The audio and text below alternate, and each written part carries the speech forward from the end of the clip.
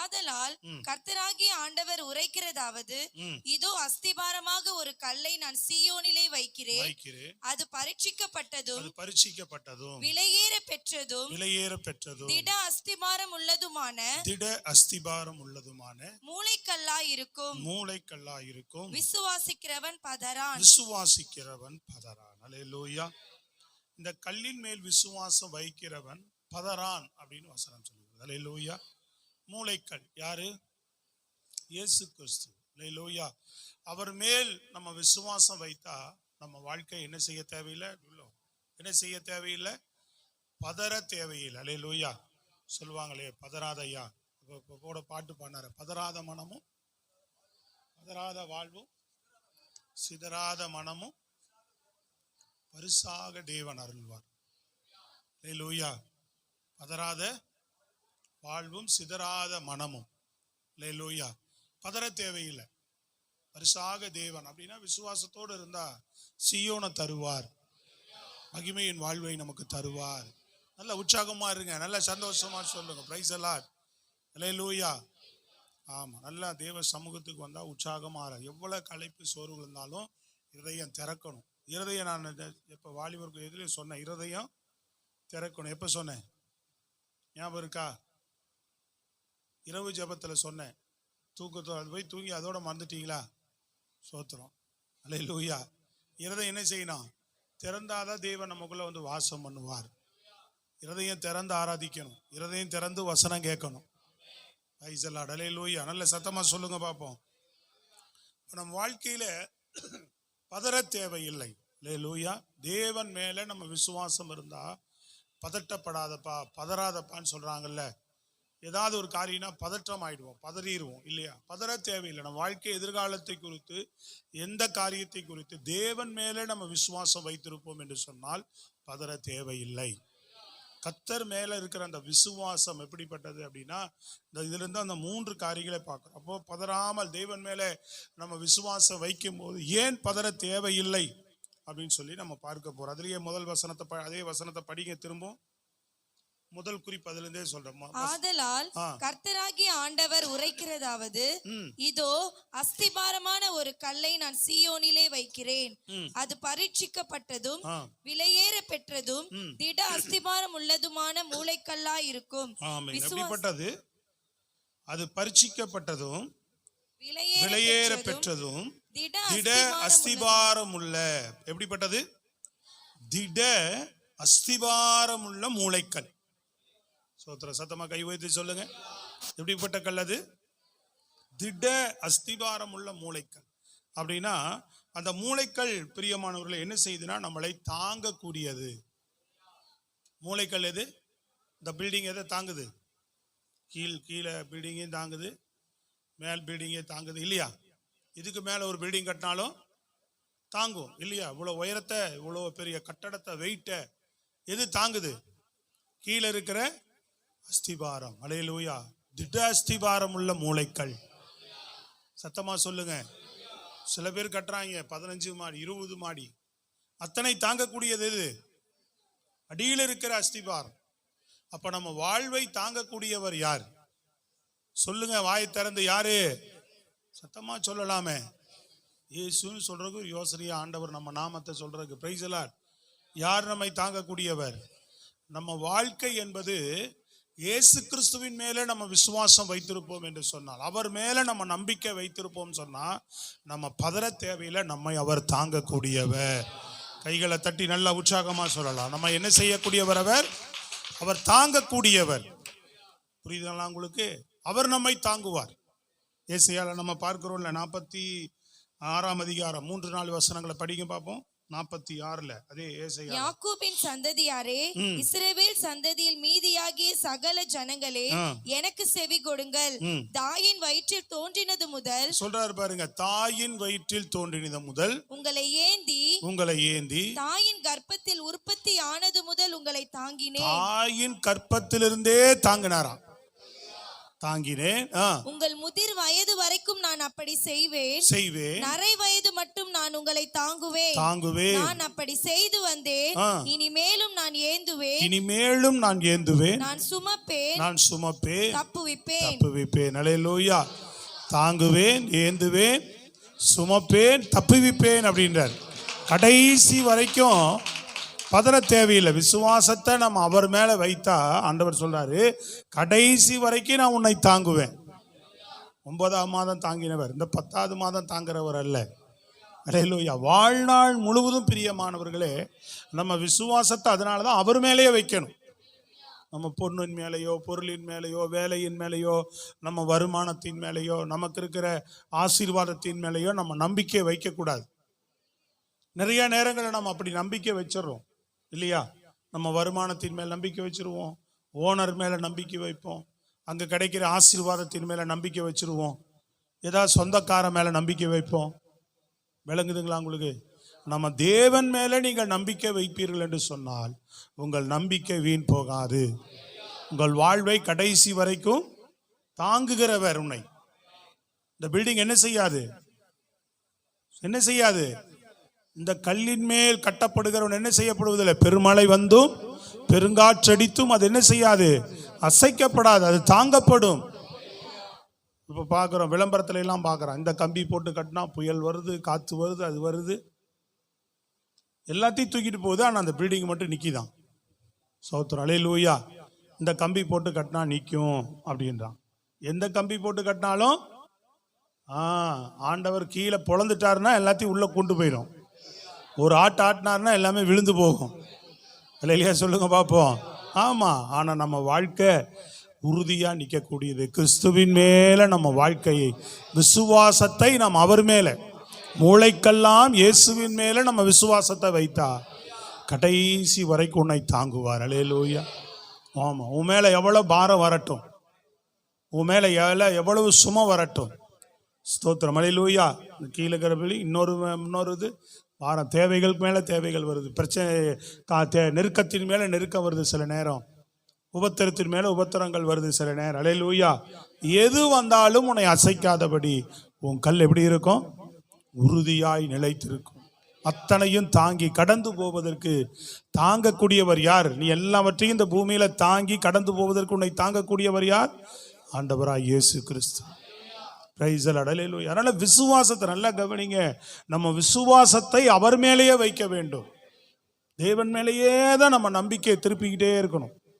ஏதாவது சில நேரங்களில் நமக்கு ஒரு பிளெஸ்ஸிங் வந்துருச்சுன்னா, நம்மளுக்கு ஒரு ஆசீர்வாதம் வந்துருச்சுன்னா, நமக்கு யாராவது அனுகூலமாக நம்மளோட பேசிட்டாங்கன்னா, நம்மளோட கூட பரிச்சயமாக ஒட்டிக்கிட்டாங்கன்னா, அவங்க மேலே ஒரு நம்பிக்கை நம்மளை அறியாமல் போகும். அல்லேலூயா. ஆமாம். அப்படிப்பட்டதெல்லாம் ஆண்டவர் என்ன பண்ணுவார்? என்னுடைய வாழ்க்கையில் பார்த்தீங்கன்னா, என்கிட்ட பிரச்சனை பண்ணுறவங்கள தூக்கிடுவார். என்கிட்ட ரொம்ப நேசமாக நான் இருந்தாலும் அவங்க எங்கிட்ட ரொம்ப நேசமாக இருந்தாலும் தூக்கிடுவார்னா எப்படியோ என்னை விட்டு கொஞ்சம் தூரப்படுத்திடுவார். சோத்திரம். சொல்கிறது விளங்குதாங்க? அந்த அப்படியே நான் கரெக்டாக இருந்துட்டுனா பிரச்சனை இல்லை. என்கிட்ட பிரச்சனை பண்ணாலும் காணாமல் போயிடுவாங்க, என்னை விட்டு தூக்கி விட்டுருவார். நான் சின்ன வயசுலேருந்தே பார்க்குறேன். நான் ஸ்தோத்திரம். ரொம்ப அதிகமாக யாராட்ட பரிச்சயம் ஆகிட்டேனாவோ, ரொம்ப அன்பு வச்சுட்டுனாவோ, ரொம்ப நேசமாக அப்படின்னா அதுவும் என்னை விட்டு கொஞ்சம் தூரம் போயிடும். ஸ்தோத்திரம். அல்லேலூயா. அப்போ அதெல்லாம் சீரானதுக்கப்புறம் தான் ஆண்டவர் சேர்ப்பார். ஸ்தோத்திரம். அல்லேலூயா. அவங்க என் மேலே வச்சுட்டா கூட தெரியாது, நான் ரொம்ப கொஞ்சம் பரிச்சயம் ஆகிட்டேன், அவங்க மேலே ரொம்ப அன்பு செலுத்திட்டேன். அல்லேலூயா. ஆமாம். ரூபனை கூட ரொம்ப அன்பு செலுத்தினதுனால தான் கொண்டு போய் அங்கே வச்சிட்டார் 3 வருஷம். நான் வச்சுட்டேன் ரொம்ப அவனை. அல்லேலூயா. ரொம்ப அவன் மேலே பரிச்சயம் ஆகிட்டேன். ஸ்தோத்திரம். மெஸ்ஸியை விட பார்த்தீங்கன்னா ரூபன் மேலே எனக்கு தானாக அவன் மேலே ரொம்ப பரிச்சயமாகி போச்சு. Price the Lord. அதனால் பார்த்தாரு, இவன் அவனை கெடுப்பானா அவன் இவனை கெடுப்பானான்னு தெரியாது. அதனால் கர்த்தர் என்ன பண்ணார்? ஒரு 3 வருஷம் தூரத்தில் கொண்டு போய் வச்சிட்டார். ஸ்தோத்திரம். அல்லேலூயா. அப்புறம் அவன் ரெடியாக, அப்புறம் கொஞ்சம் அப்படியே டிஸ்டன்ஸ், நமக்கு மைண்டு செட்டப் ஆகிடும், சரியாயிடும். அப்புறம் கொண்டு வந்து நார்மலாக்கிட்டு விட்டுருவார். சிலது பிரச்சனையானாலும் தூக்கி விட்டுருவார், அதுவும் காணா போயிடுது. ஸ்தோத்திரம். அது 2 காரியத்தையும் நான் பார்த்துட்டே இருக்கிறேன் என் வாழ்க்கையில்.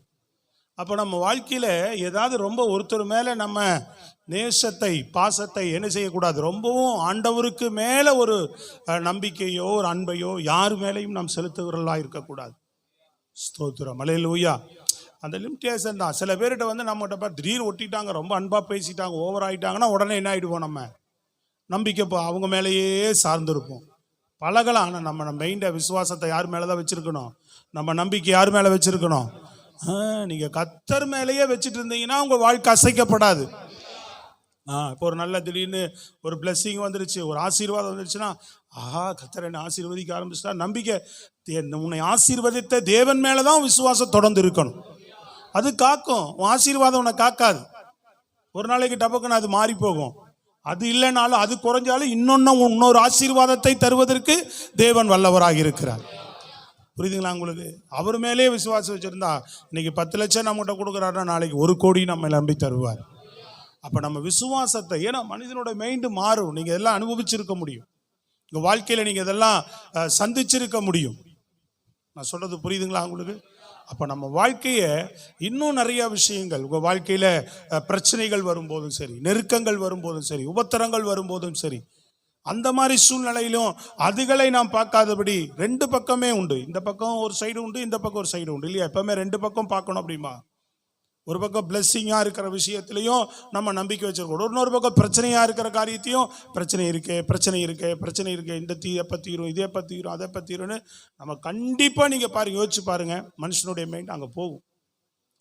நீ என்னதான் உன்னை வந்து நீ சரிப்படுத்திக்கிட்டாலும், நீ என்னதான் ஜெபம் பண்ணாலும், என்னதான் பைபிள் வாய்ச்சாலும், என்னதான் ஆண்டவரோடு நடந்தாலும், கொஞ்சம் அப்படி நீங்கள் இதாகிட்டீங்கன்னா என்ன ஆகும்? கொஞ்சம் ஃப்ரீ ஆனீங்கன்னா மறுபடியும் உங்கள் சிந்தை அந்த பிரச்சனை மேலே தான் போகும். கொஞ்சம் பிளெஸ்ஸிங் இருந்ததுன்னா என்ன பண்ணு தெரியுங்களா? நம்ம என்னதான் ஆண்டவர் மேலே நம்பிக்கை வச்சிருந்தாலும் கொஞ்சம் அப்படியே சரி இதெல்லாம் இருக்குது பார்த்துக்குவோம், கர்த்தர் நம்மளை ஜமாளிச்சுக்கலாம், இதெல்லாம் கொஞ்சம் பேலன்ஸ் எல்லாம் இருக்குது, நம்மகிட்ட கொஞ்சம் ஸ்ட்ரென்த் இருக்குது, சில விஷயம்லாம் இருக்குது, பார்த்துக்கலாம் அப்படின்னு ஒரு தைரியம் வரும் இல்லைங்களா? ஆனால் 2மே ஆபத்து. 2லேயும் நம்ம கர்த்தர் மேலே நம்பிக்கை வச்சுருந்தீங்கன்னா பிரச்சனை எவ்வளோதான் திரும்ப திரும்ப மைண்டில் வந்தால், இல்லை ஆண்டவரை நீ பார்த்து கொள்ளுவீர், இயேசு மேலே உன் நம்பிக்கை, அல்லேலூயா சொல்லுங்க, அது உன்னை தாங்கி விடும். அல்லேலூயா. உன்னை அசைத்து விடாது. 2 விஷயத்தில் உன்னை அசைத்து விடாது, 2 காரியத்தில் உன்னை அசைத்து விடாது. கடைசி வரைக்கும் சொல்லுகிறார், கடைசி வரைக்கும். நான் தாயின் கருவில நீ உருவாகும் போதே உன்னை தாங்கினேன், நீ நரைமயிர் உள்ள வரைக்கும் அப்படி நான் செய்வேன், முதிர் வயதில் நான் உன்னை தாங்குவேன் அப்படின்றார். கடைசி வரைக்கும் உன்னை தாங்கி நடத்துகிற தேவன் மேலே நீ நம்பிக்கை விசுவாசத்தை அவர் மேலே வச்சிருந்தீங்க, நான் பதற தேவையே இல்லை. ஸ்தோத்திரம். அல்லேலூயா. 2வது காரியம் பாருங்க, எடுத்து வாசிங்க, மத்தேயு புஸ்தகம் 16:18. மத்தேயு 16:18. மேலும் நான் உனக்கு சொல்லுகிறேன், நீ பேதுருவாய் இருக்கிறாய், இந்த கல்லின் மேல் என் சபையை கட்டுவேன், பாதாளத்தின் வாசல்கள் அதை மேற்கொள்வதில்லை. பாதாளத்தின் வாசல்கள் அதை மேற்கொள்வதில்லை, இந்த கல்லின் மேல். அல்லேலூயா அப்படின்னு பேதுருட்ட சொல்றார். அப்ப இந்த கல்லின் மேல் என் சபையை கட்டுவேன், பாதாளத்தின் வாசல். அப்ப ஆண்டவராகிய அந்த மூளைக்கல்லின் மேலே நம்ம முதல் கட்டப்படும் போது நம்ம வாழ்க்கையை அவர் தாங்குகிறார். முதல் என்ன செய்கிறார்? அவர் நம்ம வாழ்க்கையை தாங்கக்கூடியவர். 2வது அவர் மேலே நம்ம வைக்கிற அந்த விசுவாசம். அல்லேலூயா. முதல்ல அவர் மேலே வைக்கிற விசுவாசம் நம்மை தாங்குகிறது. 2வது அவர் மேலே நம்ம வைக்கிற அந்த விசுவாசம் நம்ம வாழ்க்கையில் என்ன செய்கிறது? சத்துரு நம்ம வாழ்க்கையை மேற்கொள்ளாமல் பாதுகாக்கிறது. இன்னைக்கு சத்துரு தானே உலகத்தை வஞ்சிச்சு வச்சிருக்கிறான். உண்மையா இல்லையாங்க? மனுகுலத்தை சாட்சது யாரு? விலை பண்ணினது யாரு? சத்துரு. ஆனா இயேசு கிறிஸ்து சிலுவையின் ரத்தத்தினாலே அவனை சாய்த்தார், அவனை விலை பண்ணினார். அல்லேலூயா. கைகளை தட்டி ஜீவனோடு சொல்லலாம். புரியுதுங்களா? அப்ப அவர் மேல நம்ம விசுவாசம் வைக்கும் போது, அவர் மேல இருக்க அந்த நம்பிக்கை வைக்கும் போது, உங்க வாழ்க்கையில சத்துரு ஒரு நாளும் என்ன செய்யப்படுவதே இல்லை, உங்க வாழ்க்கையை மேற்கொள்ளவே முடியாது. முதல் என்ன செய்வார்? அவர் தாங்குவார் உன்னை. 2வது உன் வாழ்க்கையை சத்துரு மேற்கொள்ளாமல் பாதுகாப்பார். அவன் தந்திரமா வருவான், பல காரியங்கள் மூலமா உன்னை மேற்கொள்வதற்கு. புரியுதுங்களா? தாவீதின் வாழ்க்கையை பார்த்து அவன் கடைசி இறுதி நேரத்தை சங்கீதம் 18 சொல்றான், சவுலின் கைக்கும் சத்துருவின் கைக்கும் சவுலின் கைக்கும் நீங்களாகிய போது பாடின பாட்டு, எல்லா சத்துருடைய கைக்கும் நீங்களாக்கின போது. அப்ப அவனோடு மோதின, அவனோடு எதிர்த்து வந்த எந்த சத்துருவுகளுமே என்ன செய்ய முடியல தாவீத. அவன் யார் மேல விசுவாசம் வைத்திருந்தான்? ஆமா, விசுவாசித்தேன் ஆகையால் பேசுகிறேன்னு சொன்னான். நான் எவ்வளவு வேணும் அசைக்கப்படுவதில்லைன்னு சொன்னான் அவன். அவன் நம்பிக்கை முழுவதுமே தேவன் மேலேயே, விசுவாசத்தை முழுவதையும் கர்த்தர் மேலேயே தாவீது வைத்திருந்தான். அல்லேலூயா. பல நேரங்களில் சொல்றான், சத்துருக்களுக்கு முன்பாக என் தலை உயர்த்தப்படும், சத்துருக்களுக்கு முன்பாக தேவன் அவருக்கு ஒரு பந்தி ஆயத்தம் பண்ணுவார். அப்ப சத்துரு பிசாசு ஒரு நாளும் என்ன செய்ய முடியாது. எவ்வளவோ அவனுடைய வாழ்க்கையில தேவனுடைய, ஏன்னா தேவனோடு நெருங்கி இருக்கிறான், தேவனோடு ஒட்டி இருக்கிறான். நீங்க தேவனோட ஒட்டி இல்லைன்னா அவனுக்கு பிரச்சனையே இல்லை. இவன் நம்ம ஆளுதான், ஒன்றும் இவனால் எனக்கு ஒரு ஆபத்து இல்லை, உன்னை ஒண்ணுமே செய்ய மாட்டான், விட்டுருவான். நீ தேவனோடு ஒட்டி இருந்தீங்கன்னா தேவன் உன்னோடு இருந்து உன்னை கொண்டு ஏதாவது ஒன்று செஞ்சே தீருவார்.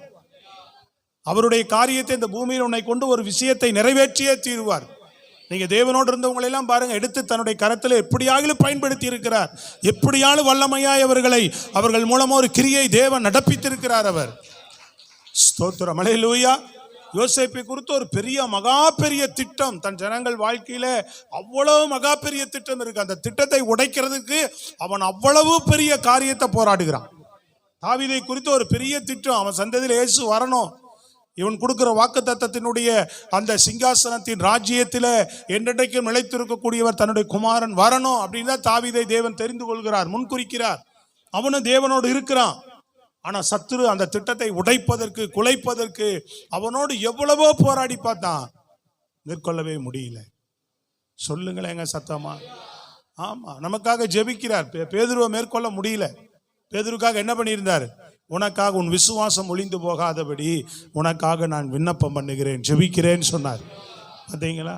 அப்போ நம்ம விசுவாசத்துல குறைவா இருந்தாலும் நம்ம மேல வச்சிருக்கிற அந்த நோக்கத்துக்காக, திட்டத்துக்காக, விசுவாசமே என்ன தெரியுங்களா, நம்மளா பெரிய விசுவாசமா நின்னுறது இல்லை.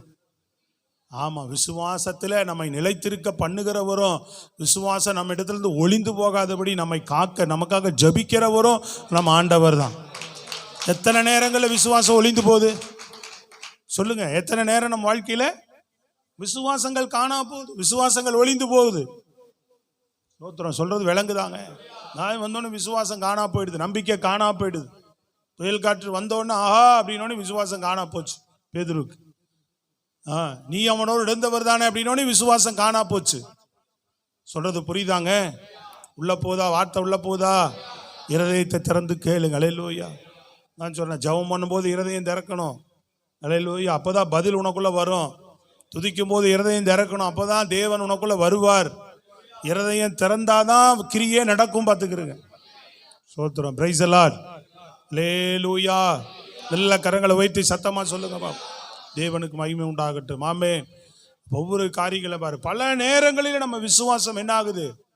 தடுமாற்றம் வருது. விசுவாசத்தை நம்ம இடத்துல ஒளிந்து போகாதபடி நமக்காக ஜெபம் பண்ணி நம்மை காக்கக்கூடியவர் பிரியமானவர்கள். ஸ்தோத்திரம். அல்லேலூயா. உன் விசுவாசம் ஒளிந்து போகாதபடி உனக்காக நான் விண்ணப்பம் பண்ணுகிறேன்னார். அவன் வாழ்க்கை என்ன செய்யல? சத்துரு அவனை மேற்கொள்ள முடியல. அவனை சூளையில புடைக்கிறது போல புடைக்க கேட்டுக்கொண்டான் உன்னை. அவன் விசுவாசம் ஒளிந்து போகாதபடி அவன் வேணும். அவனை நான் கொஞ்சம் நான் அவனை செக் பண்றேன், நீங்க பாருங்க, உங்களை மறுதளிக்கிறானா இல்லையா பாருங்க, உங்களை தூசிக்கிறானா இல்லையா பாருங்க அப்படின்னு யோபு சொன்ன மாதிரி தான் இவனையும் சொல்லி கை வச்சு பார்த்தான். சொல்றது புரியுதுங்களா உங்களுக்கு? ஆனால் அவன் ஒரு செகண்ட் கத்திரிடத்துல அப்படி திரும்பினது தான் ஆண்டவருடைய கிருபை. அதான் அவர் ஜெபம் பண்ணதுதான் அந்த விசுவாசத்துக்குள்ள திரும்பவும் உயிர்ப்பிக்கப்பட்டான். பல நேரங்களில் விசுவாசம் போயிடுது, நம்மளை விட்டு தேவன் மேல இருக்கிற அன்பு போயிடுது, தூரமாயிரும், ஜெபம் குறைஞ்சு போகுது, வேதவாசிப்பு குறைஞ்சு போயிடுது, தேவன் மேல இருக்கிற அன்பு குறைஞ்சு போயிடுது, நேசம் குறைஞ்சு போயிடுது. கவனமா இருக்கணும். நான் எவ்வளோ பெரிய ஆளுகள்லாம் பார்த்தது, பயங்கரமா தேடினவர்கள் எல்லாம் தங்கள் வாழ்க்கையில் ஒரு ஆசீர்வாதம் குறைஞ்சனால என்ன தேவன் என்னை கைவிட்டார் சாதாரணமா சொல்லிட்டு போயிருக்கிறாங்க. ஆனா அவங்க தேடினதை பார்த்தா, அவங்க பண்ண வேலையை பார்த்தா, அந்தர் பெல்ட்டி ஐ பெல்ட்டி தலையிலாவெல்லாம் நின்று ஆண்டவரை தேடினதெல்லாம் நான் பார்த்துருக்கிறேன். அல்லேலூயா. சில பேர் பிரச்சனை இல்லை, என்னன்னு தெரியல, கொஞ்சம் அப்படியே ஓரமாக இருப்பாங்க, ஆண்டவரை குறை சொல்ல மாட்டாங்க, அப்படியே அமைதியாக இருப்பாங்க, ஒன்றும் குறை சொல்ல மாட்டாங்க. ஆனால் சில பேர் சர்வ சாதாரணமாக குறை சொல்லவங்களெல்லாம் நான் பார்த்துருக்கிறேன். அல்லேலூயா. என்ன ஆண்டவர் ஆசீர்வதிச்சார், அப்படியே விட்டார், கை விட்டார், என்ன ஆண்டவர் கை விட்டாருமா? ஐயோ, அந்த வார்த்தை சொல்லவே கூடாது. அல்லேலூயா. சொல்லுங்க பார்ப்போம். ஆமாம், ரொம்ப தப்பு. அப்போ அதனால நம்ம விசுவாசத்தை அனல் மூட்டணும். அதுக்கு ஆண்டவரோடு இருந்தால் தான் என்ன நடக்கும்? விசுவாசத்துக்கு என்ன செய்யணும்? ஆண்டவரோட இருக்கணும், சிந்தையை அவர் மேலேயே வச்சுக்கிட்டே இருக்கணும். அதுக்குதான் பிரச்சனையை பார்க்கக்கூடாது. நம்ம ஆசீர்வதிக்கப்படும் போது அதை பார்க்கக்கூடாது. அப்ப ஆண்டவர் மேலதான் நம்ம நம்பிக்கை, விசுவாசம் நமக்குள்ள பெருகணும்னு சொன்னா என்ன பண்ணணும்? சும்மா ஆண்டவரை தேடிட்டு போயிட்டு இருக்க கூடாதுங்க. சொல்றது புரியுதுங்களா? ஏதோ டெய்லி கடமைக்கு ஜெபம் பண்ணிடுறேன், டெய்லி ஒரு அதிகாரம் பைபிளை ஏதோ ஒரு 2 அதிகாரம் 3 அதிகாரம் படிச்சுட்டு போயிடுறேன், ஆராதனைக்கு வந்துற ஊழியத்துக்கு வந்து இல்லை. இதெல்லாம் விசுவாசத்தினால செய்யணும். இதுதான் உன் வாழ்க்கையில கிரியை நடப்பிக்கும். ஸ்தோத்திரம். விசுவாசத்தினாலதான் எல்லாத்தையும் செய்யணும். விசுவாசத்தோடு தேவ சமூகத்துல நான் தினமும் ஜெபிக்கிறேன். ஜெபத்துக்கு தேவன் கேட்டு என் வாழ்க்கையில் ஏதாவது ஒரு காரியங்களை நடப்பிப்பார். கர்த்தர் மேல தொடர்ந்து அந்த விசுவாசத்தை நாம் என்ன பண்ணணும்? உறுதியா, பதற தேவையில்லை. இளையில சொல்லுங்க, அவர் மேல் விசுவாசம் வைக்கிறவனுடைய வாழ்க்கை என்ன செய்யாது? ஸ்தோத்திரம். அல்லேலூயா. ஆம், அசைக்கப்படாது, தாங்கப்படும். 2வது, சத்துரு மேற்கொள்ளாமல் கர்த்தர் பாதுகாப்பார். அதே மத்தேயு புஸ்தகத்துல 21 பாக்குறோம்ல, 44வது வசனம் சொல்றாரு பாருங்க. 21:44.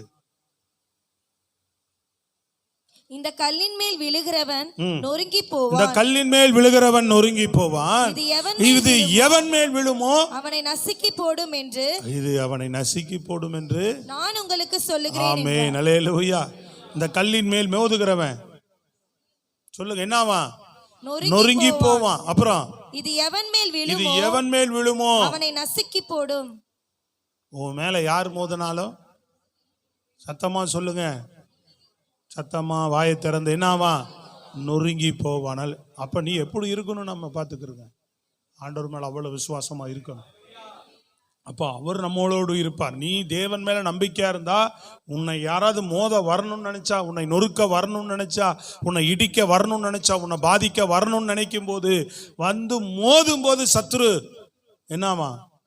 அவன் நொறுங்கி போவான். அல்லேலூயா சொல்லுங்க. ஏன்னா உன்னோடு இருக்கிறவர் சர்வ வல்லமையுள்ள தேவனாய கர்த்தர். அல்லேலூயா. ஆமா, நாம எதை எதிர்த்து நிக்கிறோமோ அது விழுந்து போகும், அது நொறுங்கி போகும். இந்த கல் எவன் மேல் விழுமோ அவன் நொறுங்கி போவான். அல்லேலூயா. எவன் மோதுகிறானோ இயேசுவின் நாமத்தினால மிதிக்கிறேனா பிசாச. சோத்திரம். அல்லேலூயா. அதிகாரம் செலுத்தினால் அது நொறுங்கி போகும். அது உனக்கு எதிராய் வருகிற எல்லா சத்துருடைய வல்லமைகள் நிர்மூலமாக்கப்படும், சிதறுண்டு ஓடு. விசுவாசத்தோடு துரத்தணும். மாலெல்லாம் துரத்துறதே இல்லை. அதனாலதான் அவனுக்கு நல்லா பூச்சாண்டி காட்டிட்டு இருக்கிறான் நிறைய பேத்துக்கு. சோத்திரம். அல்லேலூயா.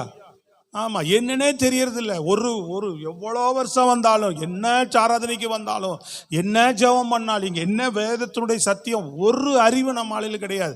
கரெக்டா ஆண்டவரை தேடுறது இல்லை, ஜெபம் பண்றது இல்லை. ஆனா பார்த்தா பெருசா ஏதோ செய்யற மாதிரி இருக்கும். ஒரு நெருக்கடி வருதுன்னா, சூழ்நிலைகள்ல பிரச்சனைகள் வருதுன்னா, பிரச்சனை உண்டாக்குகிற எனக்கு தொடர்ந்து இந்த நெருக்கடிகளை கொண்டு வருகிற சத்துருவை மேற்கொண்டு ஜெபம் பண்ணிக்கிட்டே இருக்கணும். எந்த விஷயத்துல உன்னை நெருக்க பார்க்கறான், எந்த விஷயத்துல உனக்கு இடரலை கொண்டு வரான், எந்த விஷயத்துல உனக்கு தடையை கொண்டு வரான், எதுல உன்னை மோத பார்க்கறான், எதுல உன்னை குறைய பண்ண பார்க்கறான், எதுல உனக்கு இடைஞ்சலா இருக்கு, டிஸ்டர்பன்ஸா இருக்கு, எது உனக்கு வாய்க்காம இருக்கு, அதெல்லாம் சத்துரு எந்த விதத்துல எல்லாம் எதிர்த்து நிற்கிறான் அப்படின்னு நீ ஜெபம் பண்ணி என்ன செய்யணும்? அதெல்லாம் நீ அதம் பண்ணி அப்புறப்படுத்தணும். இயேசுவின் நாமத்தினால் அப்புறப்படுத்தும் போதுதான் கர்த்தர் அந்த தடை, உனக்கு விரோதமா இருக்கிற அந்த சத்துருடைய தடைகள் என்ன செய்யும்? நிர்மூலமாக்கப்படும். அதெல்லாம் உன்னை விட்டு விலக ஆரம்பிக்கும், ரிலீஸ் ஆகுங்க. நீ ஒரு இடத்துக்கு போற, ஒரு காரியம் வாய்க்கணும், ஒரு தேவை வாய்க்கணும் போனா, சத்துரு அங்க ஒருத்தனை கட்டி வச்சிருப்பான். அவன் இருதயம் அப்படியே அடைஞ்சே இருக்கும். புரியுதுங்களா உங்களுக்கு? சில ஆசீர்வாதம் உன்னை வர விடாதது தடுத்து வச்சிருப்பான். புரியுதுங்களா? அவங்கள கொண்டு வந்து உனக்கு உன் கையில வந்து சேர வேண்டியது சேராதபடி தடுத்து வச்சிருப்பான். ஜெபம் பண்ணி என்ன பண்ணணும் சொல்லுங்கம்மா? தடுத்து வச்சுக்கிற பொல்லாத வல்லமையை துரத்தணும் இயேசுவின் நாமத்தினால். சோத்திரம். அல்லேலூயா. எனக்கு வர வேண்டிய ஆசீர்வாதங்களை சத்துரு எந்த விதத்தில் என்ன செய்யக்கூடாது? தடை செய்து வைத்திருக்கிற வல்லமை விலகி போவதாக. ஸ்தோத்திரம். அல்லேலூயா. ஆமா, பலவீனங்கள் அப்பப்போ வருது, தேவையற்ற ஏதாவது செலவுகள் வருது, வீண் விரயங்கள் வருது, பண நஷ்டம் வருது, பொருளாதாரத்தில் ஆசீர்வதிக்கப்படாம குறைச்சல் உண்டாகுது. நான் கர்த்தர் சமூகத்தில் உட்காந்து நல்லா ஜெபம் பண்ணி தேவன் மேல விசுவாசத்தை வைத்து இந்த இப்படிப்பட்ட தடைகளை கொண்டு வருகிற வல்லமைகளை அப்புறப்படுத்தணும். சொல்றது விளங்குதாங்க? ஆமா, ஒன்றும் செய்கிறது கிடையாது. ஸ்தோத்திரம். அல்லேலூயா. தொடர்ந்து இருக்கிற பிரச்சனை அது மேற்கொள்ளாதபடி தொடர்ந்து ஜெபம் பண்றது இல்லை நிறைய பேர். ஸ்தோத்திரம். அப்புறம் வந்து என்ன செய்யறாங்க? அது பிரச்சனை பிரச்சனை. எத்தனை வருஷம்? நிறைய வருஷம் பார்த்தீங்கன்னா சில பேர் அதையே சொல்லிட்டு அதோடையே உழண்டுட்டு போயிட்டே இருப்பாங்க. ஆண்டவர் அதிகாரத்தை கொடுத்துருக்கிறாருல்ல, சொல்லுங்க. அவர் நாமத்தை அறிஞ்சிருக்கிறோம்ல, நம்ம தேவனை நமக்கு உதவி செய்தானே செய்யறாரு. இப்ப நம்மளும் செய்ய வேண்டிய வேலையை செய்யணும்ல, ஆண்டவர் சொல்லி இருக்கிறாருல்ல. சொல்லுங்க. ஒரு குறிப்பிட்ட ஆளுங்க மூலமால உங்களுக்கு பிரச்சனையை பிசாசு உண்டாக்கிட்டு இருக்கிறானா என்ன பண்ணணும்? அது யாரா இருந்தாலும் சரிதான். சோதர் அலையிலோயா, அது அப்பா அம்மாவா இருந்தாலும் சரிதான், கணவனா இருந்தாலும் சரிதான், மனைவியா இருந்தாலும் சரிதான், பிள்ளைகளா இருந்தாலும் சரிதான். சில பிள்ளைகள் என்ன பண்ணுது? குடிச்சுக்கிட்டு கலாட்டா பண்ணிக்கிட்டு தேவையற்ற காரியங்களை பண்ணதானே செய்யுது. சில கணவன்மார்கள் குடிச்சுக்கிட்டு கலாட்டா பண்ணிட்டு தானே இருக்கிறாங்க. சில பேர் நம்ம விசுவாசத்துக்கு சத்தியத்துக்கும் ஆவியில வளருவதற்கும் தேவ சித்தத்தை நிறைவேற்றுவதற்கும் தேவனோடு நடப்பதற்கும் இடரலா இருப்பாங்கன்னா அது சத்துரு உண்டு பண்ணுகிற காரியம். அவங்க பலவீனமா இருக்கிறாங்க, அவங்கள்ட்ட அந்த அளவுக்கு விசுவாசம் இல்லை. புரியுதா உங்களுக்கு? அந்த அளவுக்கு ஆண்டவரோட அவங்க அர்ப்பணிப்பு இல்லை. அதான் எதிர்த்து போராடிக்கிட்டு இருப்பான். அவன் மூலமா உங்களுக்கு டார்ச்சர் பண்ணுவான். விட்டு வச்சா உன்னை காலி பண்ணிடுறது. நம்ம அதை காலி பண்ண தெரியணும். அல்லேலூயா சொல்லுங்க. புரியுதா? நல்ல சத்தமா சொல்லுங்க. இந்த மாசம் எல்லாத்தையும் துரத்திடணும். சத்தமா சொல்லுங்க பார்ப்போம். உங்க வாழ்க்கையில இடைஞ்சல இதோட நீங்க கத்துக்கணும். இதெல்லாம் பலவீனங்களை வீட்டில் அப்பப்போ கொண்டு வர வல்லமை, வீண் விரயங்களை செலவுகளை உண்டாக்குற நேரத்தை வீணடிக்கிற வல்லமை, ஸ்தோத்திரம் அல்லேலூயா, குடும்பத்தில் தரித்திரத்தை கொண்டு வருகிற வல்லமை, பிரச்சனைகளை கொண்டு வருகிற ஆவிகள் எல்லாத்தையும் இயேசுவின் நாமத்தினாலே நிர்மூலமாக்கணும். எங்களுக்கு வர வேண்டிய ஆசீர்வாதங்களை தடை செய்கிற வல்லமைகளை அப்புறப்படுத்தணும். ஐயா உயர்த்தி நல்ல சத்தமா சொல்லுங்க. பிரைஸ் தி லார்ட், அல்லேலூயா. சொல்றான்ல, தானியேலுக்கு ஜெபத்துக்கு பதில் கொண்டு வரும்போது, நான் ஜெபம் நான் கொண்டு வரதுக்கு என்ன பண்ணான்? சத்துரு தடை பண்ணுனா அப்படின்றான். நான் உனக்கு போராடி மேற்கொண்டு தான் உனக்கு பதிலை கொண்டு வந்தேன். விளங்குதா இல்லையாங்க? தொடர்ந்து சில பிரச்சனைகள் நீ தீர்ற மாதிரி இருக்கும், மறுபடியும் எழும்பும். அது தீர்ற மாதிரி இருக்கும், மறுபடியும் எழும்பும். அந்த பிரச்சனை உனக்கு வச்சு ஜெபம் பண்ணி என்ன பண்ணணும்? நீ அரைச்சர்னாத, அது உன்னை அரைச்சிடக்கூடாது, அது உன்னை மேற்கொள்ளக்கூடாது. வசனம் சொல்லுது, அது உன்னை மேற்கொள்வதில்லை, நீ மேற்கொள்ளணும்.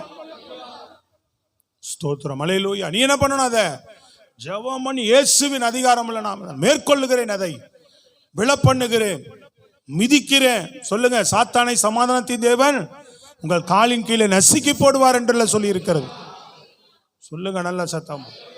பிரச்சனையை பண்றாளு, குழப்பத்தை பண்றாளு, சத்துரு எந்தெந்த விதத்துல உங்களுக்கு இடையூறை எதிர்ப்பை கொண்டு வரான், தேவன் மேல விசுவாசம் வைத்து எதிர்த்து நில்லுங்க. அது உங்களை மேற்கொள்வதே இல்லைன்னு வசனம் சொல்லியாச்சு.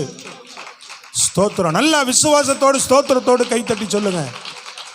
புரியுதா உங்களுக்கு?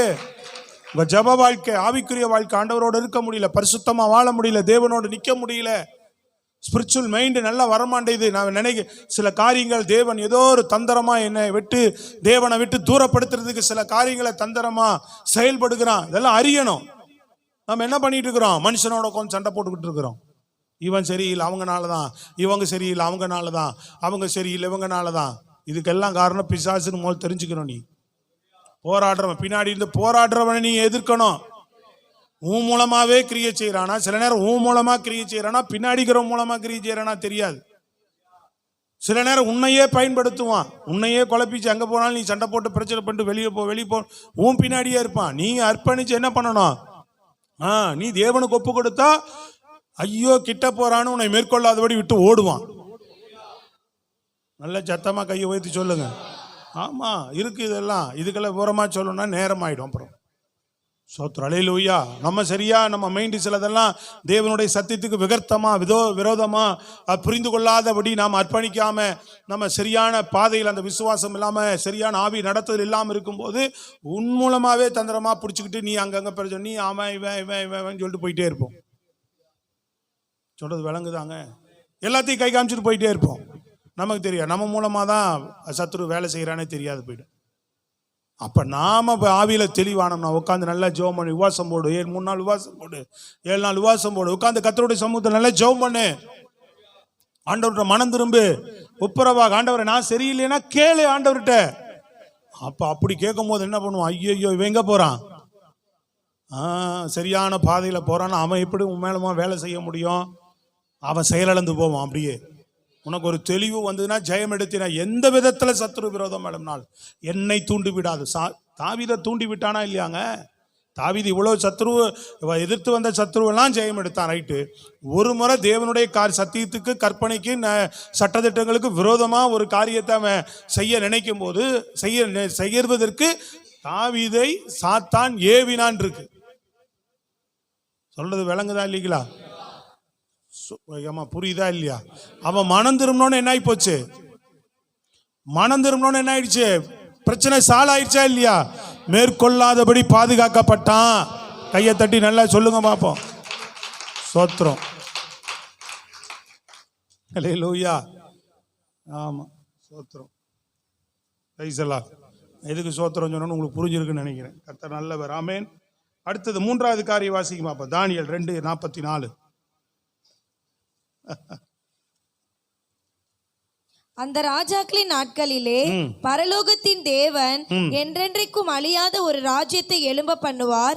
அந்த ராஜ்யம் வேறே ஜனத்துக்கு விடப்படுவதில்லை. ஒரு கல் கையால் பெயர்க்கப்படாமல் மலையிலிருந்து பெயர்ந்து உருண்டு வந்து இரும்பையும் வெண்கலத்தையும் களிமண்ணையும் வெள்ளியையும் பொன்னையும் நொறுக்கினதை நீர் கண்டீரே. அப்படியே அது அந்த ராஜ்யங்களை எல்லாம் நொறுக்கி நிர்மூலமாக்கி தானோ என்றென்றைக்கும் நிற்கும். ஆமென். அல்லேலூயா. ஆமென். ஒரு கல் என்ன செய்யப்படுகிறது? தானியேலுடைய நாட்களில் பெரிய ஒரு பொற்சிலையை பார்க்கிறான் இல்லையா? நேபுகாத்நேச்சர் என்ன செய்கிறான்? பெரிய ஒரு பொற்சிலையை பார்க்குறான். இரும்பு, களிமண், வெண்கலம் இப்படிலாம் நிறைந்த ஒரு பொற்சிலையை பார்க்குறான். புரியுதுங்களா? கடைசியா இதை பார்த்து முடிச்ச உடனே மலையிலிருந்து கையா பெயர்க்கப்படாத ஒரு கல் உருண்டு வந்து என்ன பண்ணுது? அந்த கல்லின் மேல் அந்த அந்த பொற்சிலையின் மேல் மோதி அந்த ஒவ்வொரு அந்த சிலையில் இருக்கிற ஒவ்வொருக்கும் ஒரு ஒரு ராஜ்யத்திற்கு அடையாளமாக தேவன் அவனுக்கு தரிசனம் காட்டுறார். புரியுதா இல்லையாமா? புரியுதுங்களா உங்களுக்கு? ஒரு ஒரு ராஜ்யத்துக்கு அடையாளமானது அந்த பொற்சிலை. தலை ஒரு ராஜ்யத்துக்கு அடையாளமானது, மார்பகம் ஒரு ராஜ்யத்துக்கு அடையாளமானது, பாதங்கள் ஒரு ராஜ்யத்துக்கு அடையாளமானதாக அங்கே தரிசனம் பார்க்கிறான். அந்த தரிசனத்தையும் அதுக்கு வியாக்கியானத்தையும் வெளிச்சத்தையும் தானியேல் சொல்லுகிறார். கடைசியா ஒரு கல்லு பிறண்டு வந்து, சரி எல்லாம் சரிதான், ஆனா ஒரு கல்லு பிறண்டு வந்து இந்த பொற்சிலையை நொறுக்கிருச்சே. ஒரு கல்லு பிறண்டு வந்து இந்த பொற்சிலையை நொறுக்கி அந்த கல்லு மட்டும் தான் இருந்தது. பொற்சிலை என்ன ஆயிடுச்சு? காத்தோட காத்தா தூள் தூளா போச்சு. அது இருந்த இடமே தெரியாம போச்சு. அது என்னன்னு கேட்கும்போது சொல்றான், அந்த கல்லு தான் என்றென்றைக்கும் நிலைத்திருக்கக்கூடிய கல். அந்த ராஜ்யம் மட்டும்தான் என்றென்றைக்கு நிலைத்திருக்கக்கூடிய ராஜ்யம். அதுவே தேவனுடைய ராஜ்யம் என்று சொல்லுங்க. ஸ்தோத்திரம். அல்லேலூயா. அதான் இயேசு கிறிஸ்து மூளைக்கல். அவருடைய ராஜ்யம் வரப்போகிறது. இந்த ராஜ்யத்தை எல்லாம் ஒரு நாளைக்கு நொறுக்கி போட்டுட்டு இந்த மூளைக்கல், இந்த ராஜ்யம் மட்டும்தான், கிறிஸ்து இயேசுவின் ராஜ்யம் மட்டும்தான் என்றென்றைக்கும் நிலைத்திருக்கும். அல்லேலூயா. ஆமா, நல்லா தெரிந்து கொள்ளுங்க. தேவன் மேல நம்ம வைக்கிற அந்த விசுவாசம், ஆமீன், ஒரு நாளும் பிரியமானவர்களே உன் வாழ்க்கை என்ன செய்யாது? அசைக்கப்படாதபடி தாங்கக்கூடியதா இருக்கிறது. இரண்டாவது, உன் வாழ்க்கையை மேற்கொள்ளாதபடி தாங்கக்கூடியதா இருக்கிறது. சத்துரு மேற்கொள்ளாதபடி தாங்கக்கூடியதா இருக்கிறது. மூன்றாவது, என்றென்றைக்கும் நிலைத்திருக்கக்கூடியது. சொல்லுங்க எப்படி? இயேசு கிறிஸ்து என்றென்றைக்கும் நிலைத்திருக்கக்கூடியவர். அவர் மேல் விசுவாசம் வைக்கிற தேவ பிள்ளையை நீயும் என்றென்றைக்கும் நிலைத்திருக்கக்கூடிய நபர். அவர் என்றென்றைக்கு நிலைத்திருக்கிறவர். நாமும் என்றென்றைக்கும் நிலைத்திருக்கிறவர்.